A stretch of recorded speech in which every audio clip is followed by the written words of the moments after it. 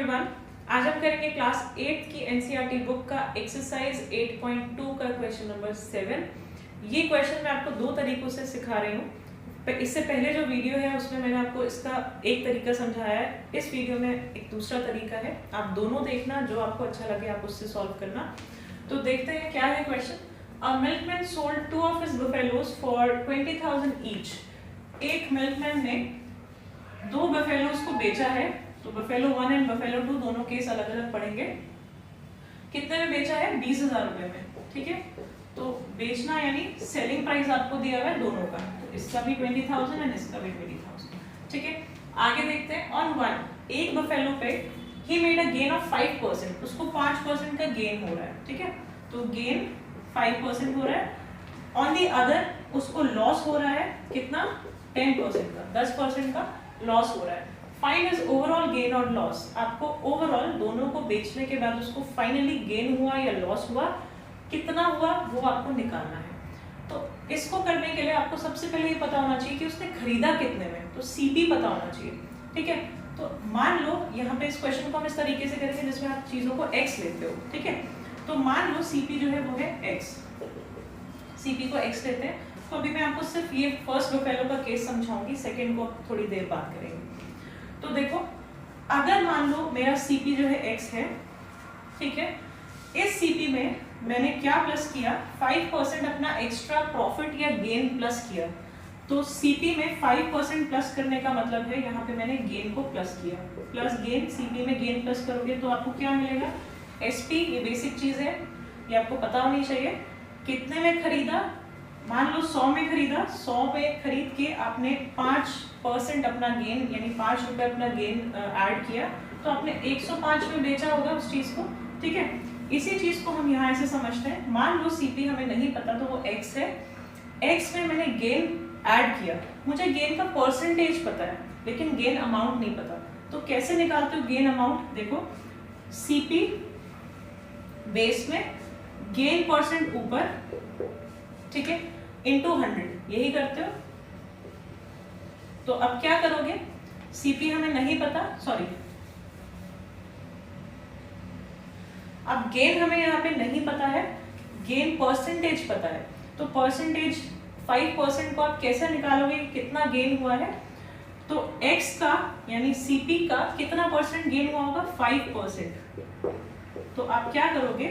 CP में plus करोगे CP का 5% यानी x का 5% गेन हुआ होगा। ठीक है, उसको प्लस करोगे तो परसेंटेज को हटाने के लिए हम क्या करते हैं? Divide by 100। तो आपको क्या करना है? सीपी में इस चीज को पूरा सॉल्व करके ऐड करना है, आपको एसपी मिल जाएगा। एसपी कितना है? 20,000, ये आपको गिवन है। ये आपकी एक बन गई है इक्वेशन बफेलो 1 के कॉस्ट प्राइस निकालने की।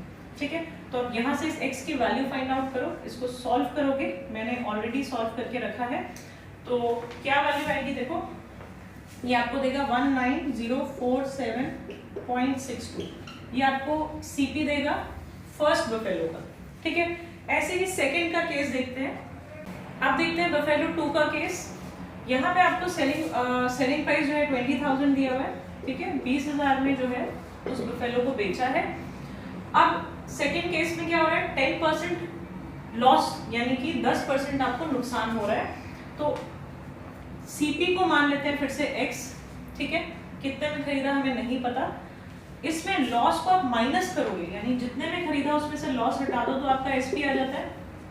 ठीक है, 100 का खरीदा, 10 जो है रुपए का आपको नुकसान हो गया, तो 90 का आपने बेचा होगा। ठीक है, तो ऐसे ही मान लो सीपी x है, उसमें से माइनस करेंगे, हमें लॉस नहीं पता लेकिन लॉस परसेंटेज पता है। तो लॉस परसेंट को कैसे कन्वर्ट करोगे लॉस में? लॉस परसेंट है 10, तो 10% ऑफ x, x का 10%। ठीक है, x मतलब सीपी का 10%, इसी का 10% ऐड किया होगा ना मैंने, या सबट्रैक्ट किया होगा। तो x का सीपी का 10%, तो परसेंटेज हटाओ, नीचे 100 लगाओ। Okay, equals to 20,000। ये सेकेंड केस है, इतने का खरीदा था जो नहीं पता, उसमें इतने का 10% का नुकसान हो गया, तो x का 10% ये लॉस है।